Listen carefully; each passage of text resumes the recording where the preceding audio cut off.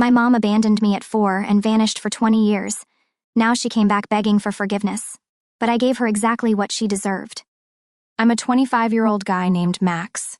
My biological mother, Anna, had me when she was 22. At first, she was really excited to be a mom, but after I was born, she realized that taking care of a baby wasn't as easy or fun as she thought it would be. Babies aren't just dolls you can dress up and play with. They need a lot of attention and care. From the few fuzzy memories I have of Anna, she was never warm or loving toward me. The strongest memory I have is of her screaming at me, though I can't remember what it was about. Anna would often leave me with my grandparents or my auntie so she could go out and party. This happened so often that my grandparents and auntie eventually told Anna they couldn't be her full-time daycare anymore, and that she needed to get her act together and be a real parent. One day, when I was about 4 years old, Anna asked our neighbors, Mr. and Mrs. Collins, to watch me for an hour and then left. She didn't come back for days. The Collinses were really worried, so they called Child Protective Services CPS. My auntie Lisa ended up adopting me, and I grew up thinking she was my real mom. Growing up, Auntie Lisa always took great care of me. She treated me like her own son, and my grandparents were very loving too. They always made me feel special and loved, even though I sometimes felt like something was missing. My cousin Jake, who was around my age, lived with us too. We were more like brothers than cousins. When I turned 18, I was going through some old family documents in the attic when I found some papers that revealed Auntie Lisa had adopted me. I was shocked and confused. I confronted her and my grandparents, and they told me the truth about Anna. They explained how Anna had abandoned me and how Auntie Lisa stepped in to give me a stable home. It was a lot to take in, but I understood why they hadn't told me sooner. They didn't want me to feel unwanted. As the years went by, I tried not to think too much about Anna. I focused on my studies and later on my career. I did well in school and got a great job in computer science. I met a wonderful woman named Emily, and we got engaged. Life was going really well for me. Then, out of the blue, Anna reached out to me through social media. She sent me a message explaining who she was and asked if we could meet so she could explain everything. I was hesitant but also curious. I looked at her social media profile and saw that she had a husband, 2 little girls, and seemed to have a good job. She didn't want me to come to her home because her husband didn't know she had other children. I was really upset that Anna had never visited me, even though she was doing fine, but I still decided to meet her at a coffee shop she suggested. When we met, Anna insisted that I call her mom and started talking about how proud she was of my success. She mentioned my flourishing computer science career and my engagement to Emily, but it felt like she was fishing for something. The conversation took a turn when Anna started hinting at financial struggles and how proud she was of me for being successful. It made me think she wanted money or favors from me. I felt angry and told her I wasn't interested in having a relationship with her. I said I didn't want to be used by her. She had abandoned me and was embarrassed by me because she never told her husband about me. I thought she was only trying to get back into my life because she wanted something from me. Anna insisted that she wasn't trying to use me, but I didn't believe her. I told her she should focus on the 2 kids she didn't abandon and accept that I would never care about her. Anna started crying, but I didn't care and left her at the coffee shop. After that meeting, things got even more complicated. Anna started sending me long messages, trying to explain herself and asking for another chance. She even tried contacting Auntie Lisa and my grandparents to get them to convince me to talk to her. My family supported me and told Anna to respect my decision, but the whole situation was very stressful. Then one day, I received a message from Anna's husband, John. He had found out about me and was furious that Anna had kept such a big secret from him. He asked to meet me, wanting to know more about his wife's past. I was reluctant but agreed to meet him. During our meeting, John told me that Anna had always been a bit secretive, but he never expected something like this. He apologized for her behavior and told me that he understood if I didn't want to have any contact with her. Meanwhile, Emily, my fiancée, was very supportive throughout this ordeal. She suggested that I see a therapist to help process my feelings about Anna. I took her advice and started seeing Dr. Miller, a kind and understanding therapist. Dr. Miller helped me work through my anger and confusion about my biological mother. He helped me see that it was okay to feel hurt and that I didn't have to force a relationship with Anna if I didn't want to. Just when I thought things were settling down, another shocking event happened. I found out that Anna had been trying to contact Jake, my cousin, and convince him to talk to me on her behalf. Jake told me that she had even tried to visit him at his workplace. This was the last straw for me. I felt like Anna was crossing too many boundaries. I decided to write a heartfelt letter to Anna, explaining everything I felt. I told her how much she had hurt me by abandoning me and how difficult it was to grow up feeling unwanted. I told her that I appreciated her attempts to reach out, but that I needed space and time to heal. I asked her to respect my wishes and not contact me or my family anymore. After sending the letter, things finally started to calm down. Anna respected my request and stopped trying to contact me. I continued my therapy sessions with Dr. Miller, and over time, I felt more at peace with my decision. I focused on my relationship with Emily and our upcoming wedding. One day, while visiting my grandparents, my grandmother shared a story I had never heard before. She told me about a time when Anna was very young and how she had always struggled with responsibility. My grandparents had tried to help her, but Anna had always been a free spirit, more interested in partying than taking care of a child. This story didn't excuse her behavior, but it helped me understand a bit more about her. Some people around me said that if Anna shows she has truly changed, then that means she was always capable of change. But I just wasn't worth changing for. Yeah, she might have changed, but where was she in your life over the years that she had changed? You don't owe her anything, she didn't raise you. You're allowed to feel however you want about her. It sounds like your auntie did a great job raising you. You're successful, and you don't let people who did damage to you waltz back in and take advantage of you. Seems like you have your life pretty well put together. You are absolutely not the idiot for not letting her mess it up. She didn't want you to come over because her new family didn't know about you, and also wanted to have a secret relationship with you and wanted you to call her mom. These two don't add up. Essentially, she's trying to be sneaky with her real family because of course she doesn't want them to know her true colors. Please abandon this woman the same way she abandoned you. Your mom was 22 when she had you and 26 when she walked out on you. At that age, no one is that immature not to know the consequences of leaving your kid behind and the heartbreak that causes. 21 years passed where she could have reached out to you. 21 years, my dude. You shouldn't feel sorry for what you said, and you don't owe her anything. After all the back and forth, the emotional upheaval, and trying to establish boundaries with Anna, I got a message on Facebook that flipped everything upside down. It was from one of Anna's kids, my half-sibling. I hadn't had much contact with them before, so this was a surprise. The message had some shocking news that was hard to digest. Apparently, Anna needs a kidney transplant, and she had been hoping I would be a potential donor. Yeah, you read that right. The message was pleading, calling me out for not stepping up to save their mom. The tone was desperate but also kind of accusatory, like I was some villain for not offering up an organ to someone who had been a stranger to me most of my life. Reading that message felt like getting punched in the gut.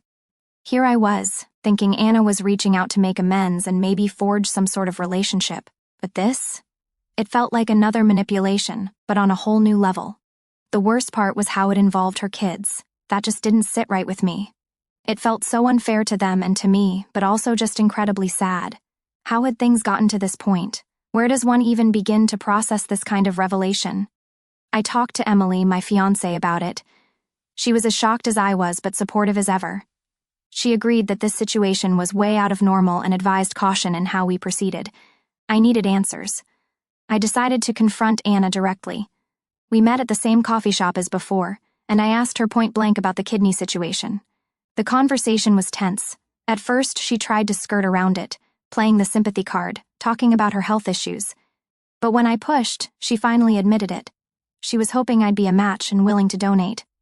I felt so many things at once: betrayal, confusion, anger.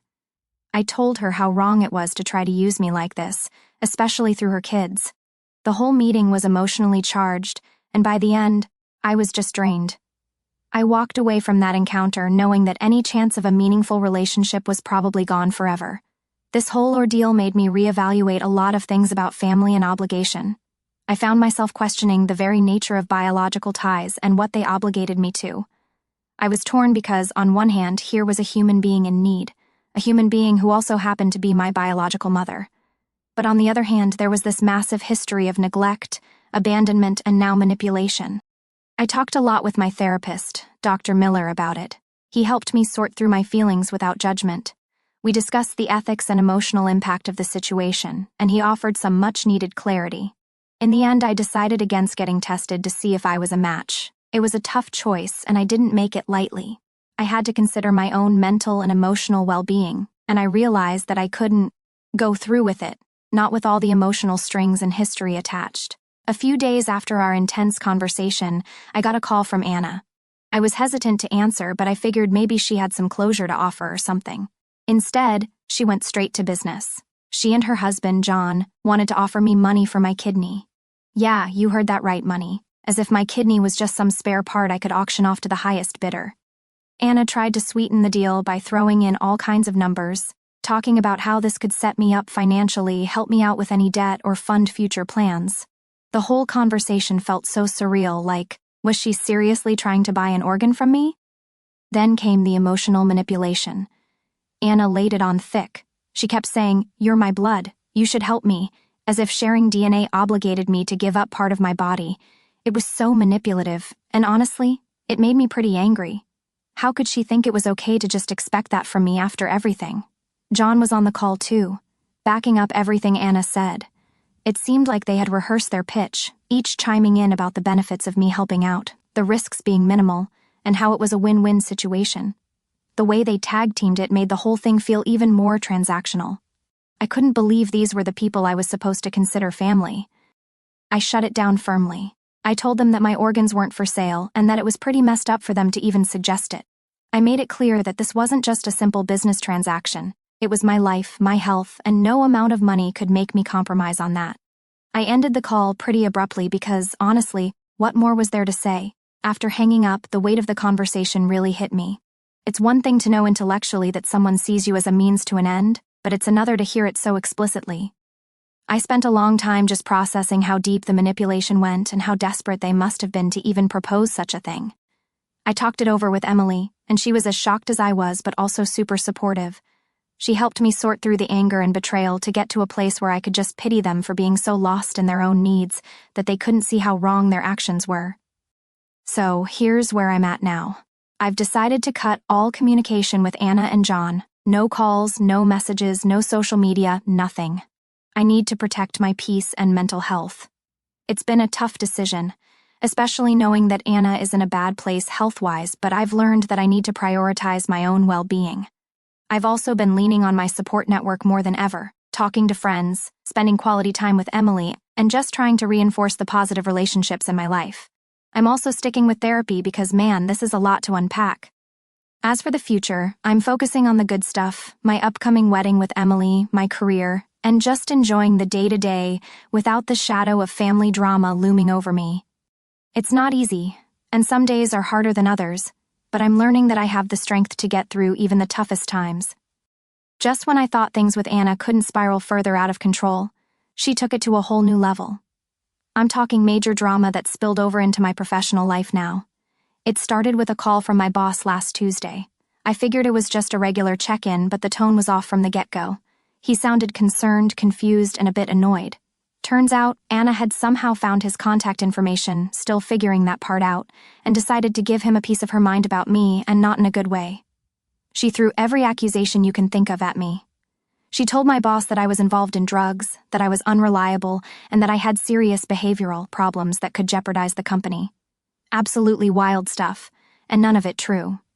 She painted this picture of me as some sort of high-risk employee that they needed to reconsider having on their team. I was floored, my jaw hit the floor. After the shock wore off, I got really angry. How dare she try to mess with my livelihood? This isn't just some family drama anymore, she's trying to ruin my reputation and career. I felt so betrayed and violated that she would go this far just to get back at me for not giving her what she wanted. I had to go into immediate damage control mode. I sat down with my boss and explained the entire situation. I told him about Anna's health condition, her desperation for a kidney donor, and how I had decided not to get involved. I explained that her reaching out to him was likely retaliation for my refusal to help her.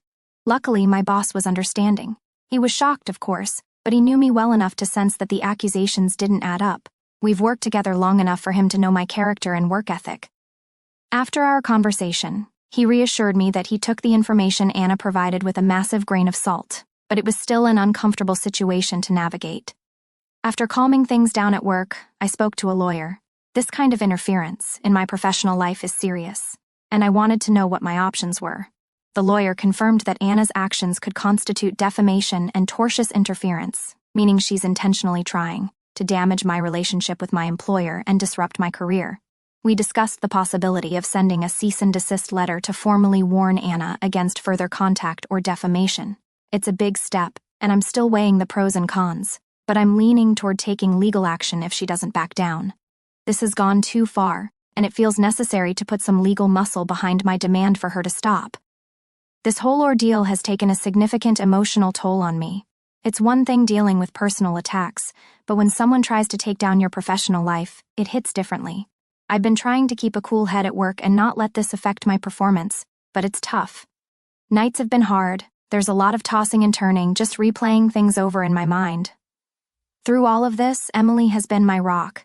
She's been incredibly supportive, helping me process my feelings and just being there to listen whenever I need to vent.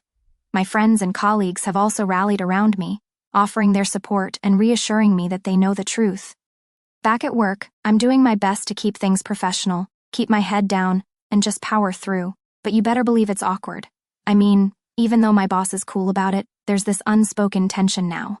It's like everyone's wondering if there's any truth to the madness Anna spewed, and I hate that. I hate that her lies might make people doubt me.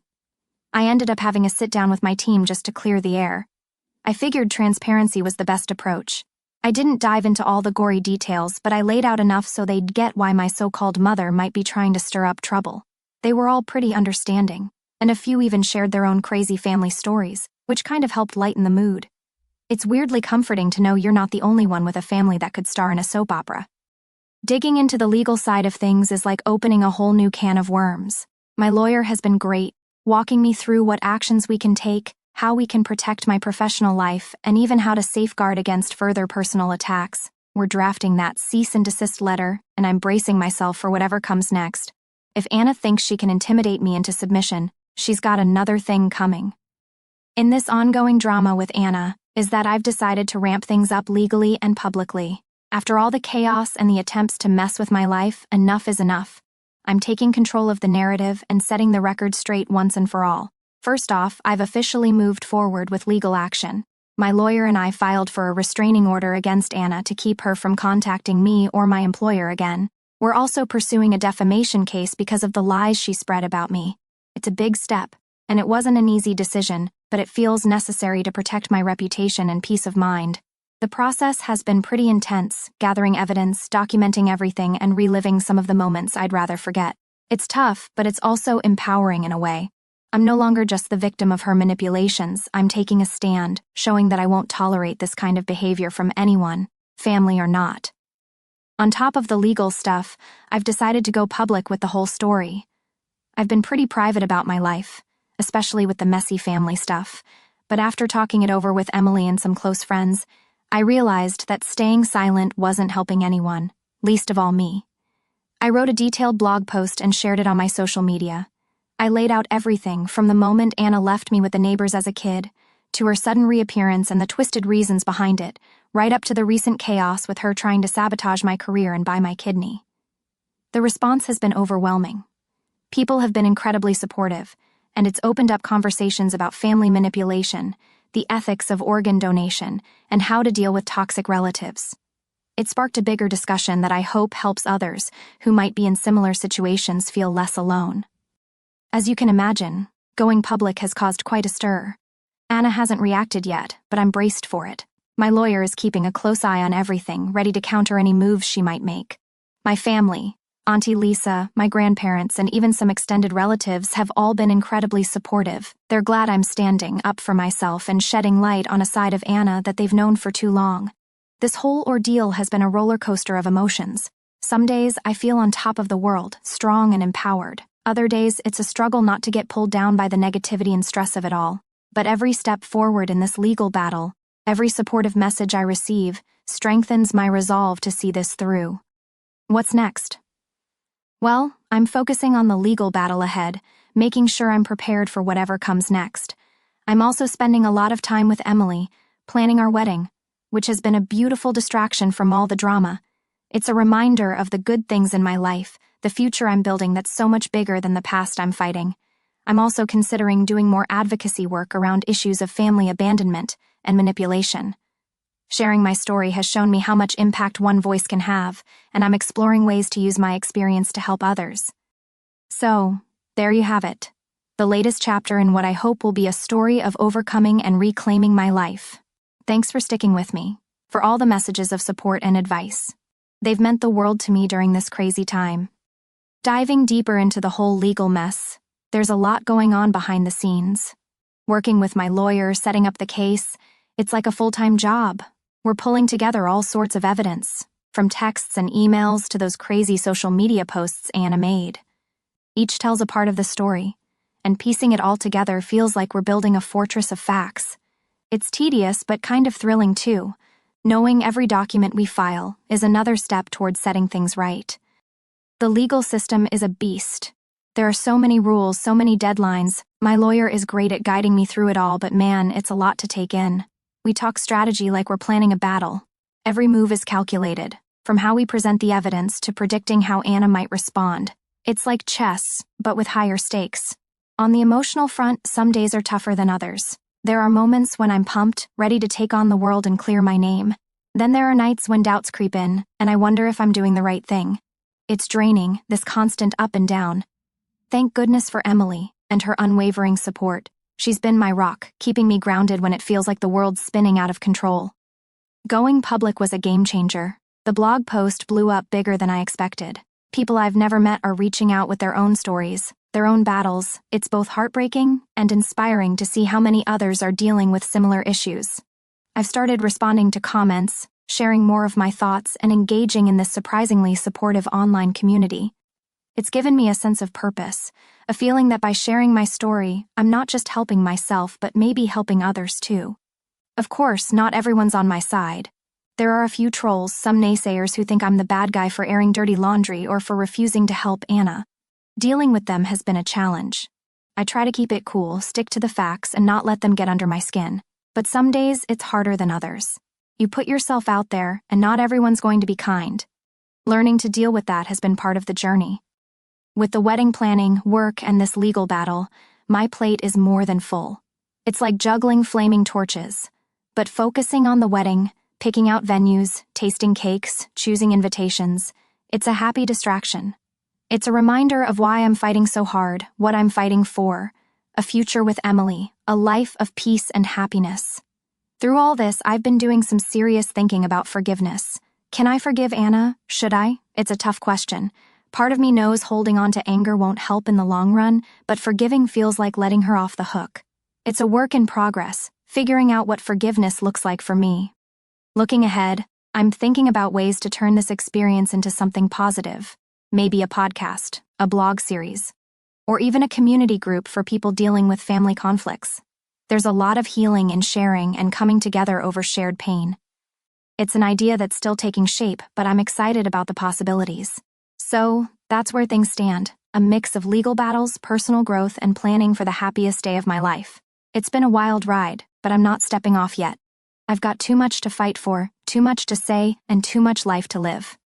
So, there I was, kicking back with Emily, finally having one of those quiet evenings you look forward to all week. We had some music on, and we were just about to start a movie when, boom, the unexpected knock. I peeked through the peephole, and my heart just sank. Anna and John, right there on my doorstep.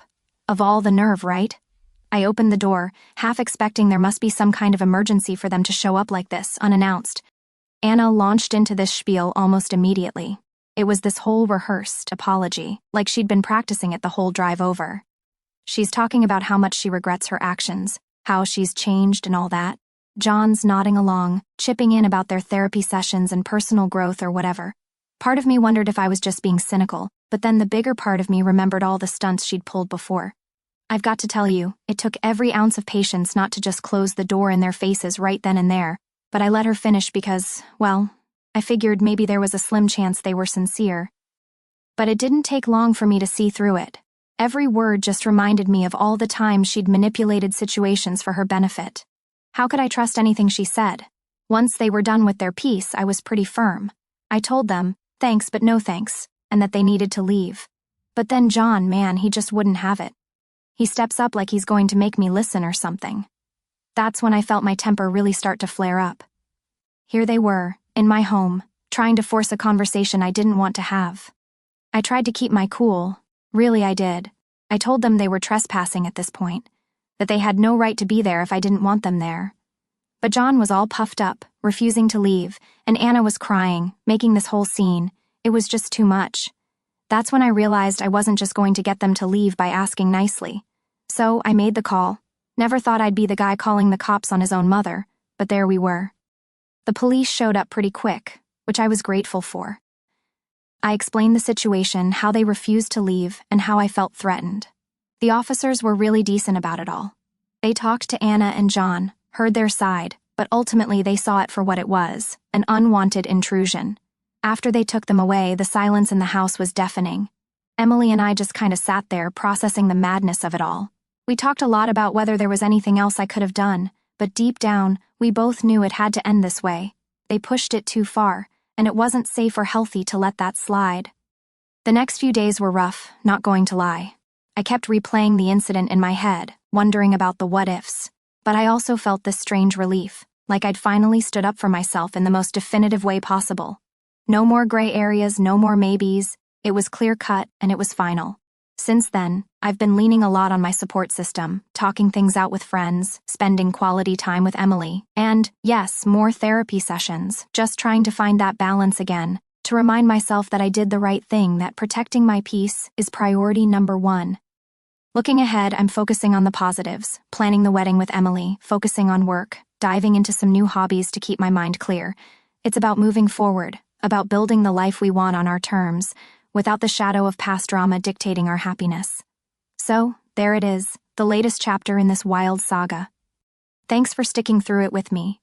Here's to better days, to healing and moving forward, no looking back this time.